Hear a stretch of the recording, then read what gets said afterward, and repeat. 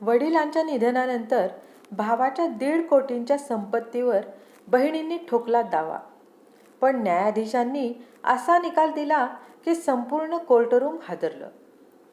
रमाकांतराव हे एका मध्यमवर्गीय कुटुंबातील कष्टाळू गृहस्थ होते. त्यांची एकुलता एक मुलगा प्रकाश आणि 2 मुली सुनीता व कविता. रमाकांतरावांनी स्वतःच्या कष्टाने शहरात एक जुने घर आणि थोडीफार जमीन घेतली होती, ज्याची आजची किंमत साधारण 1.5 करोड होती. त्यांनी दोन्ही मुलींची लग्ने मोठ्या थाटामाटात श्रीमंत घरात करून दिली होती. प्रकाश मात्र एका सामान्य नोकरीवर होता आणि तो आपल्या आईवडिलांचा पूर्ण सांभाळ करत होता. दुर्दैवाने रमाकांतरावांना कॅन्सरचे निदान झाले आणि ते सलग 3 वर्षे अंथरुणाला खिळून होते. प्रकाश आणि त्याच्या बायकोने स्वतःचे सर्वस्व पणाला लावून वडिलांची सेवा केली. उपचारांसाठी प्रकाशने स्वतःवर 20 लाख रुपयांचे कर्ज करून घेतले. या 3 वर्षात सुनीता आणि कविता साधे वडिलांना भेटायलाही आल्या नाहीत. आम्हाला वेळ नाही, आमचा संसार आहे, हीच त्यांची कायमची सबब असायची. तो संतापाचा दिवस आणि बहिणींचा दावा. अखेर रमाकांतरावांची प्राणज्योत मालवली. प्रकाश दुःखात बुडाला होता.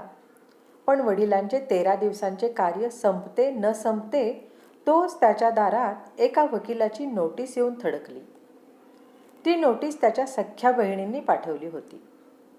नोटीसमध्ये लिहिले होते, हिंदू वारसा हक्क कायद्यानुसार वडिलांच्या 1.5 करोडच्या संपत्तीवर आमचाही समान हक्क आहे. त्यामुळे प्रकाशने आम्हाला प्रत्येकी 50-50 लाख रुपये द्यावेत, अन्यथा घर आणि जमीन विकली जाईल. ज्या बहिणी वडिलांच्या आजारपणात पाण्याचा थेंब द्यायला आल्या नव्हत्या, त्या आज गिधाडांसारख्या संपत्तीवर झडप घालायला आल्या होत्या. प्रकाशचे काळीज फाटले, पण नाईलाजाने त्याला कोर्टाची पायरी चढावी लागली. तो थरारक प्रसंग आणि कोर्टातला स्फोट. कोर्टात सुनावणी सुरू झाली. खचाखच भरलेल्या कोर्टरूममध्ये बहिणींचा वकील अत्यंत गर्वाने म्हणाला, युअर ऑनर, कायदा मुलींना बापाच्या संपत्तीत समान हक्क देतो. त्यामुळे माझ्या आशिलांना म्हणजेच सुनीता आणि कविताला या 1.5 कोटींच्या प्रॉपर्टीमधून त्यांचा कायदेशीर वाटा मिळालाच पाहिजे. प्रकाशने घर बळकावून ठेवले आहे. प्रकाशला रडू कोसळले. तो हात जोडून न्यायाधीशांना म्हणाला, साहेब, मी त्यांना वाटा द्यायला तयार आहे, पण माझ्याकडे आता 1 रुपयाही नाही. वडिलांच्या आजारपणासाठी मी आधीच 20 लाखांच्या कर्जात बुडालो आहे. हे घर विकले तर मी माझ्या बायको मुलांना घेऊन रस्त्यावर येईन. बहिणी मात्र मागे उभ्या राहून निर्लज्जपणे हसत होत्या. न्यायाधीशांचा मास्टर स्ट्रोक आणि ऐतिहासिक निकाल. न्यायाधीश देशमुख साहेब हे अत्यंत कडक आणि हुशार होते. त्यांनी सर्व शांतपणे ऐकून घेतले. अचानक त्यांनी आपल्या टेबलावरची फाईल जोरात आपटली. संपूर्ण कोर्टरूममध्ये स्मशान शांतता पसरली. न्यायाधीश देशमुख साहेब बहिणींकडे बघून अत्यंत करारी आवाजात म्हणाले, समान हक्क, अगदी बरोबर. कायदा मुलींना बापाच्या संपत्तीत समान हक्क नक्कीच देतो, पण तुम्हाला फक्त हक्क पाहिजेत, समान जबाबदारी नको. न्यायाधीशांनी एक सीलबंद लिफाफा उघडला आणि असा खुलासा केला की बहिणींच्या पायाखालची जमीनच सरकली. सुनीता आणि कविता, तुम्ही दावा ठोकण्यात थोडा उशीर केलात. रमाकांतरावांनी मृत्यूच्या 3 महिने आधीच एक रजिस्टर्ड मृत्यूपत्र आणि एक व्हिडिओ आमच्याकडे जमा केला होता. त्यात त्यांनी स्पष्ट लिहिलंय, माझ्या मुलींना फक्त माझ्या पैशांवर प्रेम आहे. माझ्या आजारपणात त्यांनी मला साधं विचारलंही नाही. माझ्या मुलाने स्वतःच्या रक्ताचं पाणी करून मला जगवण्याचा प्रयत्न केला. त्यामुळे माझी ही 1.5 कोटींची संपूर्ण संपत्ती मी माझ्या मुलाच्या प्रकाशच्या नावे करत आहे.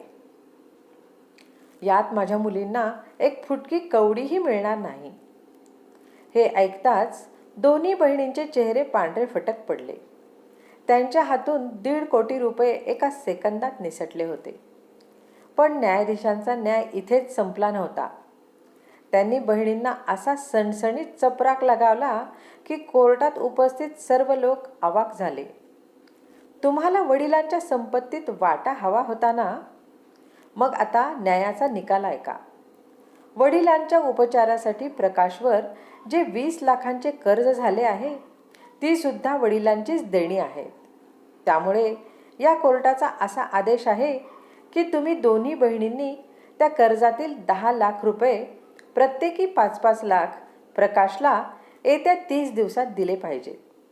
जर हे पैसे दिले नाहीत तर तुमच्यावर कायदेशीर कारवाई करून तुमची खाती गोठवली जातील. संपत्ती हवी असेल तर आधी बापाचं कर्ज फेडा. संपूर्ण कोर्टरूममध्ये टाळ्यांचा कडकडाट झाला. ज्या बहिणी भावाकडून 50-50 लाख रुपये उकळायला आल्या होत्या, त्यांनाच आता स्वतःच्या खिशातून 5-5 लाख रुपये भरावे लागणार होते. सुनीता आणि कविता रडत रडत प्रकाशच्या पाया पडू लागल्या. दादा, आम्हाला माफ कर. आम्हाला केस मागे घ्यायची आहे, पण आमच्याकडून 5 लाख रुपये घेऊ नकोस. पण प्रकाशने शांतपणे हात जोडले आणि तो सन्मानाने कोर्टाबाहेर पडला. पैशांच्या हव्यासापोटी नाती विसरणाऱ्या बहिणींना कायद्याने आणि कर्माने त्यांची खरी लायकी दाखवून दिली होती. रसिक श्रोते हो, ही कथा तुम्हाला आवडली असेल तर लाईक करा, शेअर करा, सबस्क्राईब करा आणि एक गोड कमेंट द्यायला विसरू नका. जय श्रीराम.